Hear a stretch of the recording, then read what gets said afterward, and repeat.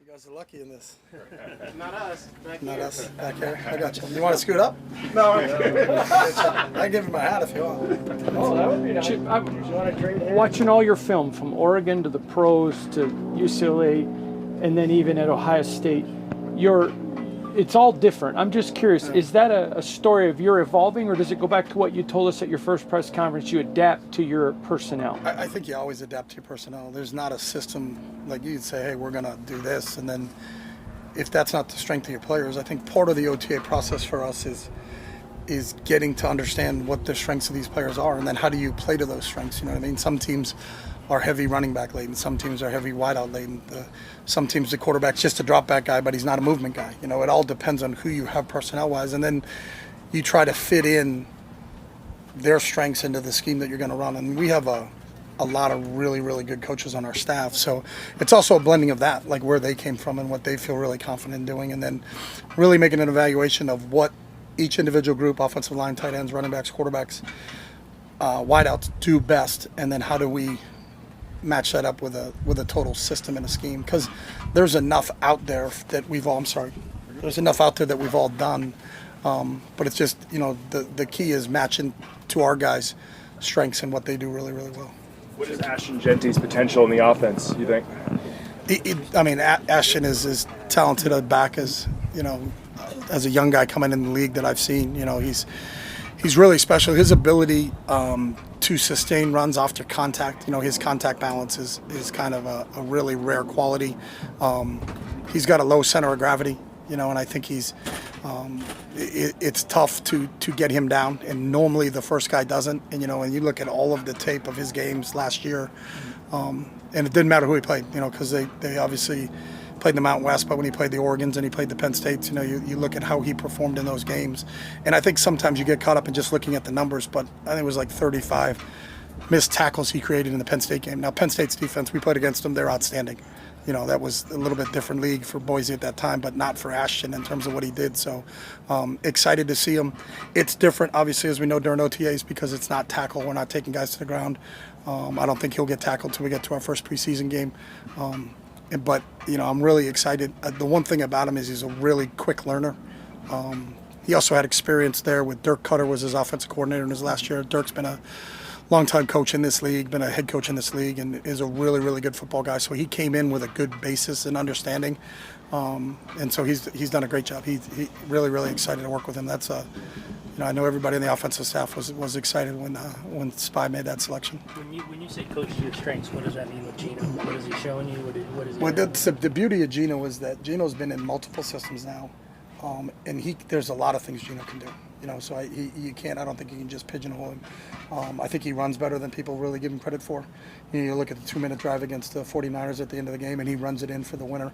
I think he can beat you with his feet. He can keep plays alive with his feet. He's extremely accurate. He gets the ball out of his hand quickly.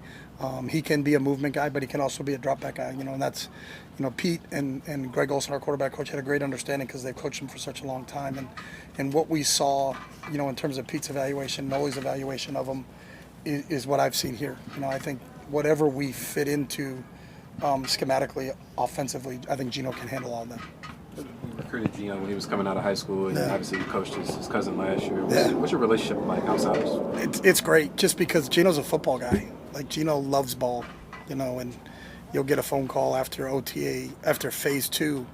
You know, we'll talk on a Tuesday night about what transpired in that day. And we're going against ourselves. Like, we hadn't gone against the defense yet, but have a conversation about this. And then how do you see this? And, you know, and really lean on him a little bit because of his wealth of experience. And he's been through different coordinators in this league and some really good ones. So, like, hey, how did you know, how did Shane do this when you were with him, or how did Grubb do this when you were with him, and kind of pick his brain that way, and then put together what's the best thing for us going forward.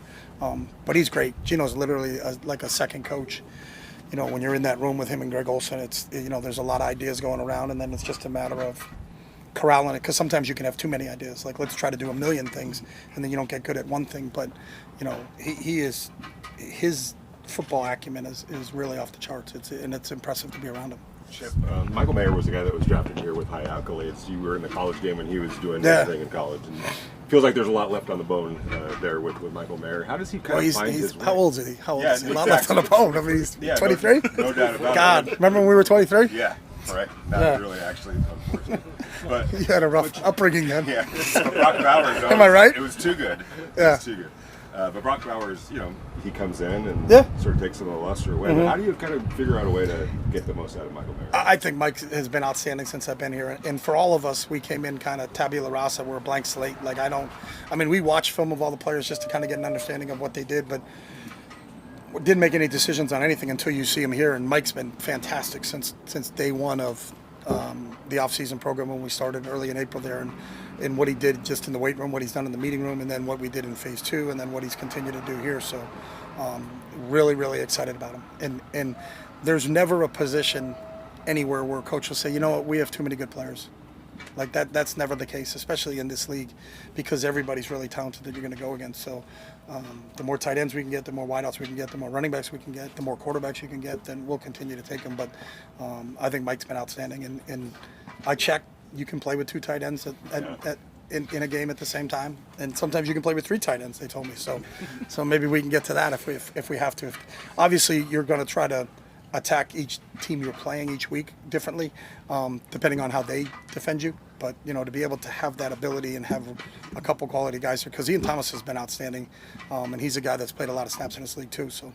You drafted 2 guys that saw a high volume of targets today, in Jack Besh and Dante. What have you really liked from them so far, and how have you been able to see their development? They're learning, and I think Dante is a unique in terms of he's just a hair under 6'5", and he ran 4.3. There's not a lot of humans on this planet that do that, and I think if you had to draw up an outside receiver, you would pick that type of body type, someone that's got length, someone that's got a huge catch radius, but also has speed.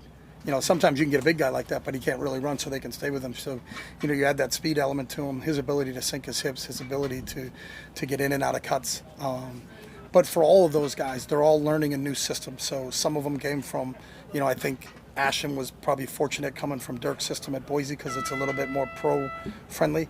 Some other guys are playing up-tempo, throwing the ball all over, one-word calls and going. And so everybody's on a different level when they come in, and it's just a matter of them getting acclimated. And Chris Beatty's doing a great job with those guys, but they've both shown that they're good players, and I will continue to see how they go.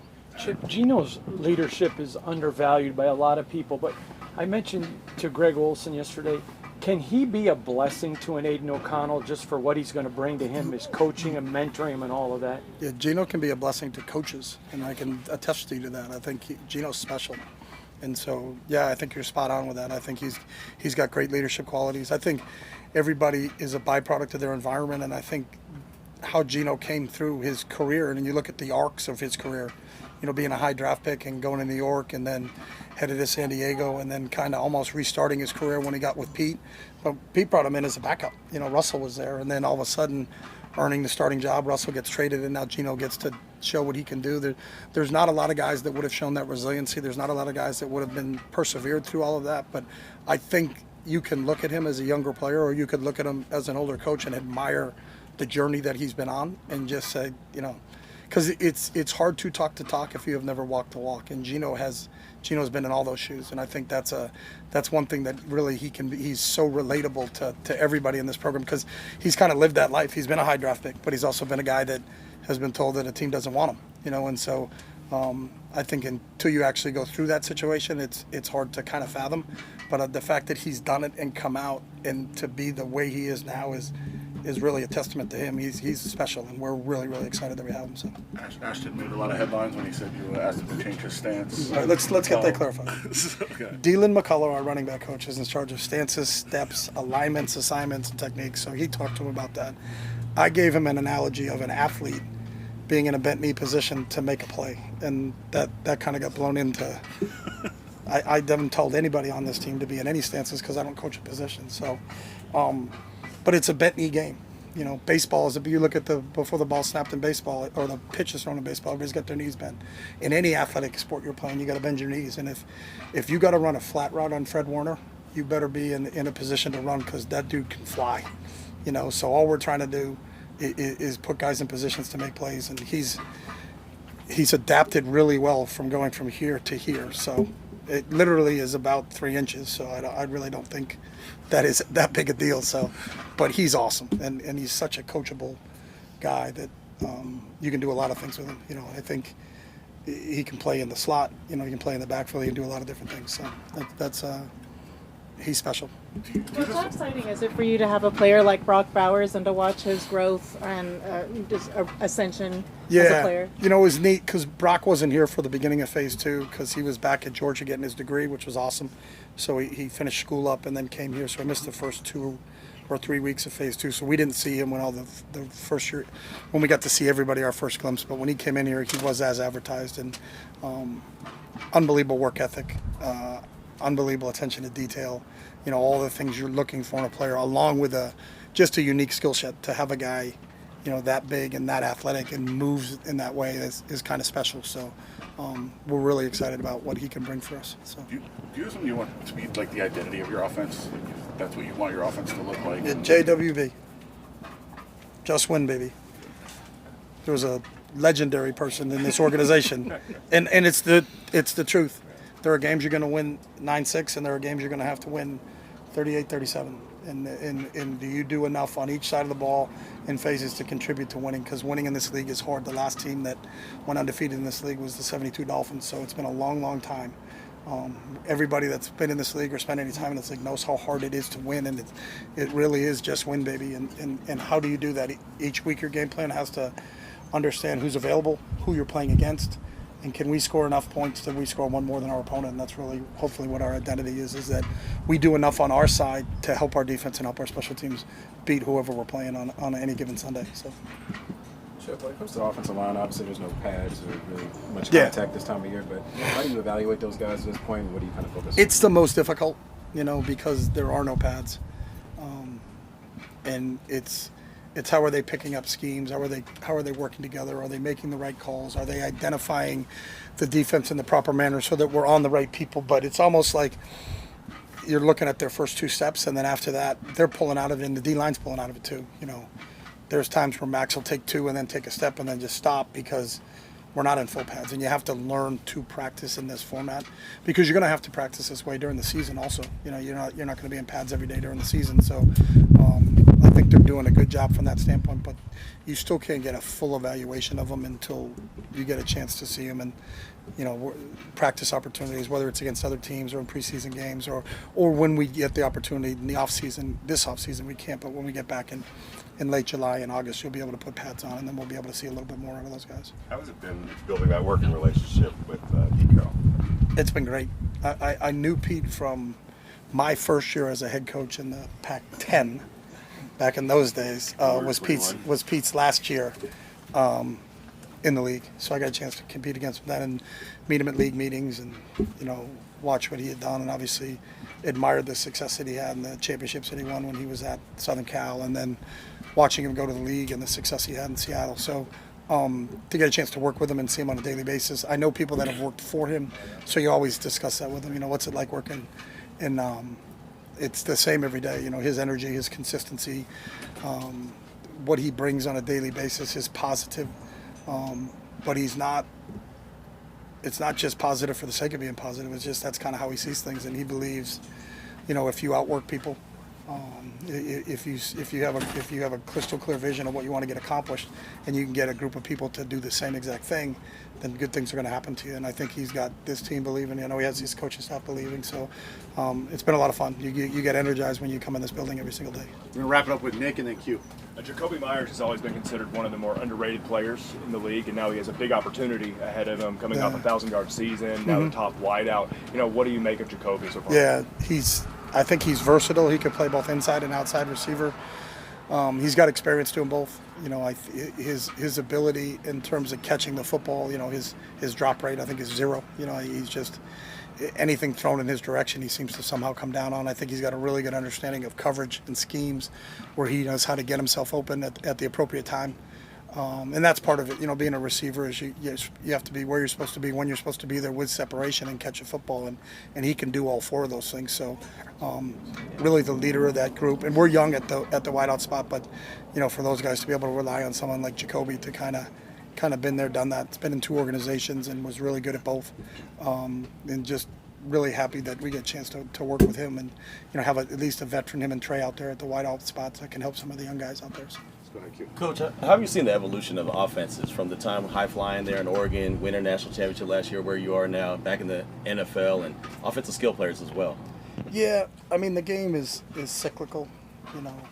I go way back with the first time the Dallas Cowboys and Tom Landry ran the shotgun. They were like, what was that? But that was single wing football that people had been running for all the time, and Dutch Myers and TCU was doing it in the 50s with 5 wide receivers and running around, and everybody thinks, well, they've got all these wide receivers on the field. They did that before. The game goes on and on if you're a historian of the game, and I enjoy that part of it, but I still think it's still about fundamentals. It's still about who can block the best and who can keep their quarterback clean so that he can throw routes, who can sink, plant, cut, and create separation so that they can catch the football when it's thrown to them. Who tackles better on defense? Can you make a guy miss in the open field, or does the unblocked guy make the play? It's still a fundamental game, but it takes ebbs and flows, and it's neat watching its evolution and how it goes from this to this to this, because if the defense has an advantage, somehow the offense catches up, and then they have to change, and then the offense comes up with something new or something they think is new, but that all they're doing is studying what people did in the way past. You look at some of the things that like Josh Allen's doing, or Lamar Jackson. That's single wing football where you're snapping it to the quarterback, and he becomes an extra back because he's not the running back. He's actually a quarterback that can run, and that's a different level. You had never really seen that in the NFL before, like people that were really going to run the quarterback, because is he going to last and play the next game? Now, when you have 2 special talents like that, you can do that. So it's been fun to watch it, and I think the guys that are really good at it can figure out what's the best thing to apply to the group they have based on the personnel that they have. So I'm always a fan to kind of see what's next. And then once you see what's next, is that applicable to what we do, or is that, that's good, but I don't think because of what we have personnel-wise, that kind of fits what we do. So you just kind of file it away, and then maybe a year or 2 later, if one of those players comes into your program or organization, then you can say, hey, we could kind of start to do a little bit what those guys are doing over there because we have a similar type player. But it's always about, like you said earlier, adapting your personnel and finding out what their strengths are and then trying to play to those strengths. So. Awesome. Thanks, Coach. All right, guys. Thank you.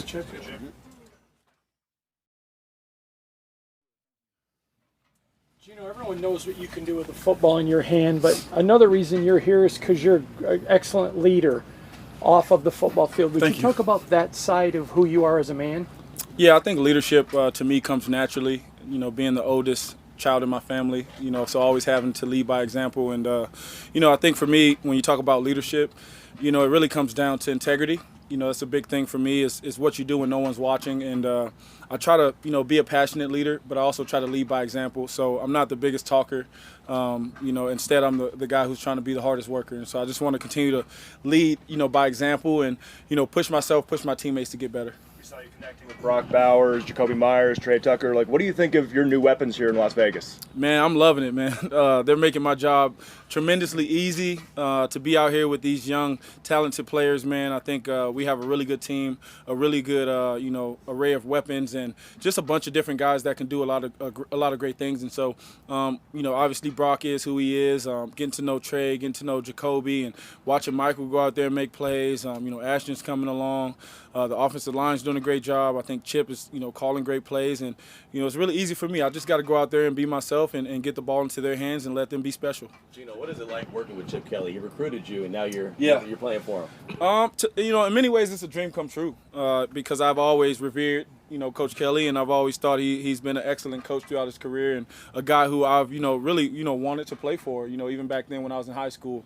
It didn't work out that way, but God works in mysterious ways, and here we are today in Las Vegas. And so, being with Chip, you get to know him as a man, know what he's about, outstanding human being, but also just a great mind. And, he has a great mind for football and understands how to motivate guys, and I think that's a really good trait that he has. How would you describe this offense?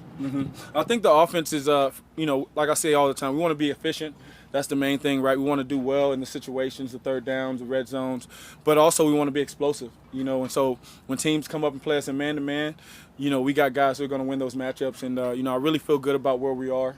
Still a work in progress, but we're in a good spot, and we just got to keep working hard to get better. What does it mean to your People talk about Pete Carroll, whether it's coaches or players. One of the things they point out is his ability to connect with people on a human level. From your experience, what makes him so good at it? I think Coach Carroll is extremely relatable. I think he understands that guys have got to be themselves in order to be their best selves, and he allows guys to go out there and really, just be themselves. And he's a fun person to be around if you've ever been around him. You see just how, positive he always is. He's always got a bright smile. He's always laughing, joking around. And, to have him as a coach, he's a part of the team. It's not him above the team or, anyone above the team. It's everyone together collectively, and I think that's what he does a great job of doing, is creating a collective mindset for everyone. I know it's super early for Ashton, but when you see him do some of the things that he does, even just in this setting, I mean, you've seen some great players and guys that are cut above. Mm-hmm. What do you think about when you see a young player like that? I think Ashton, just from getting to know him, man, he's so wise beyond his years, just super humble. For all the accolades he's gotten, to be one of the highest drafted running backs in a while. Super humble, super hardworking, asking the right questions. He wants to learn from the vets. And, he's special with that ball in his hands. We know that. And we got to keep getting it to him so he can go out there and be great. But, we'll see when the pads come on exactly what he's about, because, that's truly what makes him different, is his ability to break tackles and, bounce off of contact and continue to run. But just in the short time he's been here, he's picked up the offense well, and he's doing a great job. So, he's got to keep it up. When you take a new job and you get a receiver like Jakobi with over 1,000 yards who dropped 0 balls. Love that. What is he going to mean to you as his quarterback? You know what? It's my job to throw him the ball and get it to him in the right places and make it easy on him, make the catches easy for him. I know he's going to make great catches and make me look good all the time. So my job is to make sure that I'm feeding him the ball and getting the ball in the right spots, and allow him to go out there and be great and get his shine on. You already played him a couple of times, when you were in Seattle, but now having to face Max Crosby every day in practice, how different is that, just now seeing him in person and then really having your, iron sharp iron? Yeah, it's the same as it was when we played him in Seattle, man. It's pressure every time. We're talking every time. Max is a great player. I got to know him a little bit more at the Pro Bowl a few years back, which was here. And, just in my short time being here, just one of the hardest working guys I've ever seen. One of the guys who's more committed to football than anyone. He loves the game. You can tell he's passionate about it. And he's got a great leadership style. And so, I think guys naturally can follow him, especially when you got a guy who's working that hard. And he's a special player, man. It's great to have him on my side now and not have to run from him. So it's really good. Was it Coach Carroll? Was it the opportunity? What excited you the most? Why here? Everything about it. Coach Carroll, Las Vegas, the Raiders, the silver and black. This is a historic franchise, one of the most historic franchises in all of sports. And so to be a part of that, to say I can wear this logo and wear that helmet, man, is special to me. But the players on this team, I watched a ton of film on them. A lot of great players on this team, and they're heading in the right direction. And so just wanted to be a part of that. Just to piggyback off of that and building in this offense, now that you've got your feet a little bit wet and had time to work with everybody, where is your mindset at with what you want to accomplish on a personal level? Yeah, just get better every day. Get better every single day. I don't look too far into the future. I just focus on what's in front of me. And right now, we had a great practice today. I thought we did a lot of great things, and I think we're moving in the right direction. But it's about consistent effort, and it's a daily thing. I think if you can consistently make the right decisions, eventually you'll end up in the right spot. So for me, it's just focusing on the day-to-day, and I don't really get too far ahead of that. You were talking about Ashton. Everyone knows what he can do with the ball. One of the biggest challenges for a rookie running back is the pass game. He's picking up, protections and stuff like that. He's not blocking necessarily right now. But where is he in his understanding of the passing and what you need from him? Really smart. I think he's right where he needs to be. Obviously, as a rookie, you can always get better and can learn things. We all can. I'm still getting better myself. So there's never going to be an end to that. But as far as where he is now, he's right in there with us with the ones. He's not making any mistakes. He's out there doing a great job in protection. He's smart. He understands what we're trying to get accomplished, and he does a great job. How do you think your NFL journey make you a better quarterback? Yeah, I think it did. I think anytime you can experience different things and can learn from different, whether it's different players, different coaches, I got to experience some things from the sideline. I thought I, was able to see the game better once I stepped back in there, and I think it's because I took those reps serious, the mental reps of being on the sideline and, not just being there, being a part of it and really trying to help my team win, even from the back sometimes. And so now that I'm in this position, I've always cherished it, but I guess I could say I cherish it a little bit more. You've been in the Big Apple, the Pacific Northwest. Now you're in the desert. It's been some time since you got here. So what do you think about living and working here in Las Vegas? I love it so far. Super hot, as you can see, drenched in sweat, but it makes for great days of practice. We get a lot of good work in. The community, man, just the people that I've met so far, outstanding people. Love the Raiders. It's a fun area, but for the most part, it's really laid back, and so that's right up my alley, man. I'm just a homebody. I like to stay home, and so it's a great area, and it's a great great place to be for me. You mentioned playing for the Raiders is so special already, being an iconic franchise. The team's only been in Las Vegas for 5 or 6 years. Mm-hmm. So how inspiring and motivational is it to be able to grow the brand here and also start this new chapter of winning in Las Vegas? Yeah, I mean, that's very important, winning. It's always been a part of the Raiders. It's in our DNA here. And so winning is something that we want to do right now. And being a part of this, man, just seeing the direction everything's going and how hard these guys are working and just how bad, everyone wants to win. Like I said, I'm fortunate to be a part of this thing, and I just want to continue to build it, to continue for this thing to grow. And sky's the limit for this team, this organization. I can't wait to see, just how it all comes together. Florida Heat or this Heat? I'm taking the Florida Heat, but it's, it's hot out here. I like it. I like it. By the way, we've noticed some different cleats you've been wearing out here, including the red Jordan 1s. So, yeah. What is the kicks like? Just trying to figure out your cleats out here. Yeah, just trying to figure some things out. Switching up the cleats, switching up the swag every other day. I got a sleeve on today, so just trying to find myself here. But I'll keep it going. It's good. Thank you. Thank you guys. I appreciate it.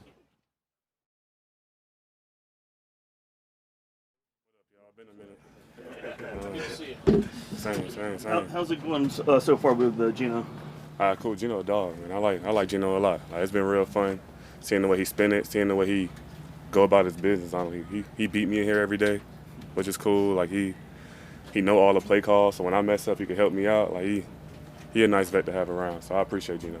You always have a positive mindset, but it seems like there's a lot of positivity around the organization right now. How are you feeling, and how is that positivity going? It's pretty cool, honestly. All the young guys are real excited, so I ain't old yet, but I feel a little bit old, but it definitely gives you a little energy when them boys come in here and they ready to go to work every day, because it hasn't been easy. They pushing us, we working hard, and ain't nobody complaining, so I can't complain. What are your impressions about Deontay Thornton so far? I like him a lot, actually. I like him a lot, actually. I didn't know much about him coming out, but now that he's here, just seeing the different parts of his game, he's not just a guy that can run fast. He got some real receiver capabilities to him, so I'm excited to kind of help grow him and help push him along and just see what he could do on the field when the pass come on. What's your first season with the Raiders where you're entering as the top wideout, coming off 1,000-yard season, 0 drops? What's the mentality of just building on that, improving yourself as a true alpha wide receiver 1? Same shit, different day, bro. I've been, I've been doing this since I got in the league, bro. Don't nothing change. I'm really just trying to make plays and go about my business. What's the biggest difference you've noticed this offseason from your other off seasons in Las Vegas with the Raiders? Honestly, everything different. I feel like everything is different low-key every year. So, different is low-key the big word there, but we making it work, honestly. It's just coming back in, figuring it out. I guess you could say the staff. They clean house, but like I said, the guys still excited. Everybody's still ready to play, so we're going to make it work. It's a different energy, though. Everybody's talked about it. How would you describe it?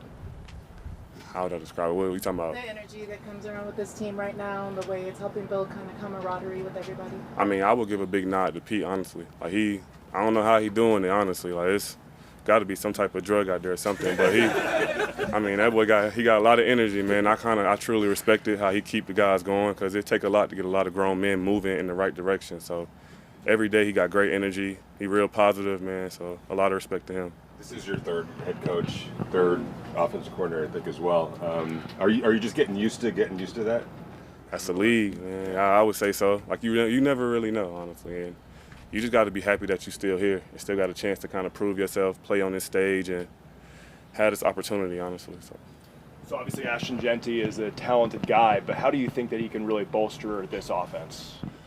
I think the game of football is built around running the ball, honestly. So if he could come in and do what I think and hope he can do, I feel like it's going to be a fun year for us. Jakobi, we talked about the differences. As a player, can differences motivate you guys or help you guys out on the field in any way?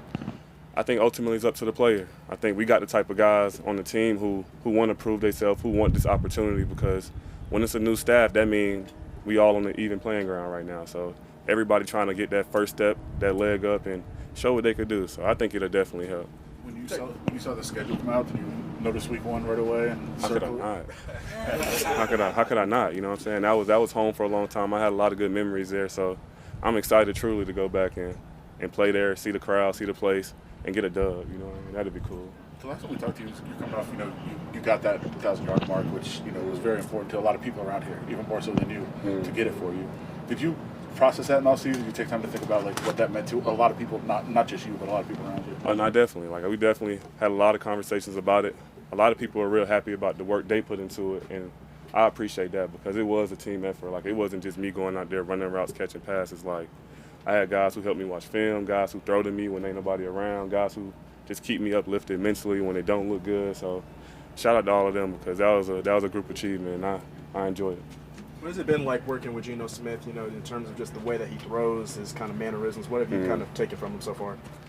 He a vet, honestly. I think I truly mean that, and I feel like this is the first time where I've had it in a minute. I had Tom for a year. That was a cool experience, but having Geno, it kind of bringing a sense of stability, if that makes sense. Like I said, he know what he's doing. He show up the same every day. His personality seems the same every day. I haven't seen him have a bad day yet, so I can't have no bad days if the leader not having no bad days. Jakobi, you've always been known as kind of an underrated player who just gets the job done, and Geno has been the same way. He's been through a lot of adversity in his own career. How do you guys maybe relate as teammates? I think it's the same mentality, honestly. He got a family that he's trying to feed, and he's trying to more so prove to himself that he got what it takes to be out here.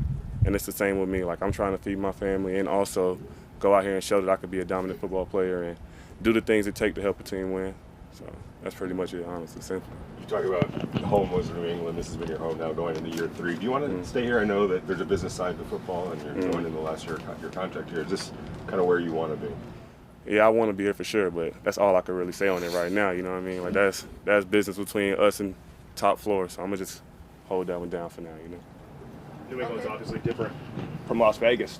Just looking back on you living here, working here, what kind of experience has it been acclimating to this area? Shit, it's hot as hell. You know what I mean?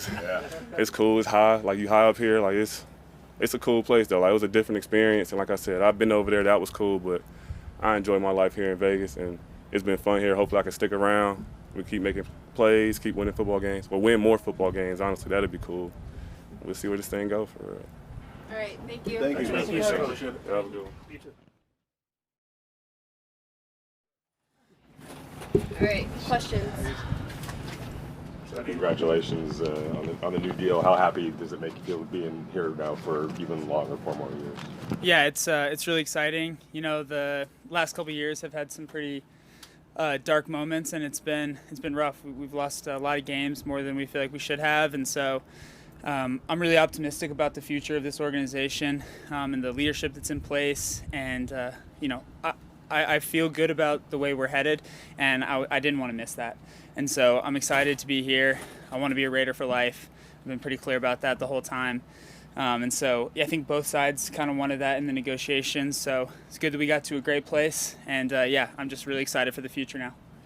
Was it a smooth, easy process, or was it take a while? How did that go? Yeah, it's one of those things where, both sides kind of want the same thing. They just wanted it different time periods and, different financial spots. And I don't think it was, by any means hostile or anything like that. It was just kind of a process we had to work through. You know how it is. AJ, not that it would have. Sorry about that. Not that it would have made a difference either way, but the fact that it is under this new regime now. Have you sensed a difference here with this new regime, and does that make it even better that now you're marching forward with that? Yeah, to be completely honest with you, I haven't been this excited to come to work in a really long time. I'm having more fun playing football than I've had in quite a while, and showing up to work every day has been the easiest it's been. And so, yeah, when you have the opportunity to sign a deal with a regime like that and with people you really trust and with an organization you truly feel like is headed in the right direction, it makes the process easier for sure. AJ, you mentioned to a reporter that going into that 3-day minicamp in Oakland, you thought this might be my last 3 days of football. Now here you are, here all these years later. How's that feel? What do you think about it when you think about this? Yeah, it feels unbelievable. I just feel like I'm on so much borrowed time. And I showed up to that mini camp, and I really just felt like this could be it. And I'm going to go in every single one of these 3 days, and I'm going to get all the juice I can. And I've been trying to keep that same mentality. And yeah, I'm just on absolute borrowed time. I enjoy it every single day. I don't think there's anybody that has more fun at work than I do. And so, yeah, it's such a blessing. You're not calling IBM anytime soon? No, IBM, I'm never showing up. You talk about going back to those minicamp days. You're one of 4 last Oakland Raiders still on this team. How much does that mean to you? And also, how have you assumed that leadership role knowing you've been here for that long and the team is looking, at you? Yeah, I mean, it means a lot. And I think that, me, Daniel, Max, and Colton, we're kind of in a competition at this point, Somebody's going to be the last Oakland Raider, and I think all 4 of us want it to be us. And so the 4 of us kind of have a competition going on to see who gets to hold that title. And it means a lot. And I think having been here through the different through the different regimes we've had, the different coaching staffs, the different cities, the different buildings, the different stadiums, I think it's so cool that I'm able to tell a piece of the history of the Raiders and that I'm able to be here for all of those kind of swinging stories. And so, yeah, I think that it's something that I take a lot of pride in, and I think it's something that definitely impacts the ability to lead on the team because you kind of really have seen how we got to where we are. And the teams change every year, but there's kind of a story that kind of flows through. And so I'm one of the guys that can really tell that story and impart to the younger guys, like, how great of a position we're in, really. Where does Greg Olsen fit in that race? Yeah, well, I don't know. He's kind of like the kid that moved out and then comes back in, so I don't know. He didn't mention me in his press conference the other day, and he apologized for that already. So, yeah, I guess he does. I don't mention him either. That seems fair, right? A lot of turnover upstairs, coaching staff, but Tom's back. I guess what does it mean to have him back, but also the organization saying, hey, we believe what the special teams guys are doing? Yeah, I mean, I think that the special teams has produced the last couple of years, and I think that obviously this new regime saw that. I think from a continuity standpoint, I think it's huge. Me and him speak the same language. We've got so many things that we've sort of figured out through the years. We have a shorthand, and we understand each other, and I think that extends to the whole special teams and kind of being able to build upon. We were pretty young on teams last year. We had a lot of rookies out there, and being able to build on that foundation into year 2, I think it's going to give us a lot of flexibility. We're going to have more pitches that we can throw and more creative things we can do.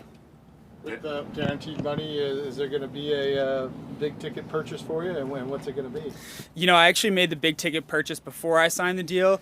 All of my plants died, so we just re-landscaped our yard. So shout out to Antonio at Moon Valley Nurseries. So I'm pretty excited that I get to stay here and watch those plants grow up. Because I don't know if you guys have bought plants before, but they're really, really expensive. And so, yeah, that was the big ticket purchase. There's a couple of new queen palm trees in the backyard and a couple sweet bay laurels on the side. I hope he gives you a break on that. Yeah, he was a good guy. He was good people. We might have to reverse invoice Moon Valley for this. No free shout-outs. Daniel hit a shot out of the mud onto the green the other day. Looked like I saw on social media. Was that the most impressive shot you've seen this summer? Yeah, it was, the best thing I've seen all week. It was unbelievable. I think it's probably the best golf shot I've ever seen. And he did 2-putt from there, and I did beat him on the round. But I'm happy to give him his props for that shot. It was a heck of a play. You guys all set? Thank you. Appreciate it. Thanks. See you guys.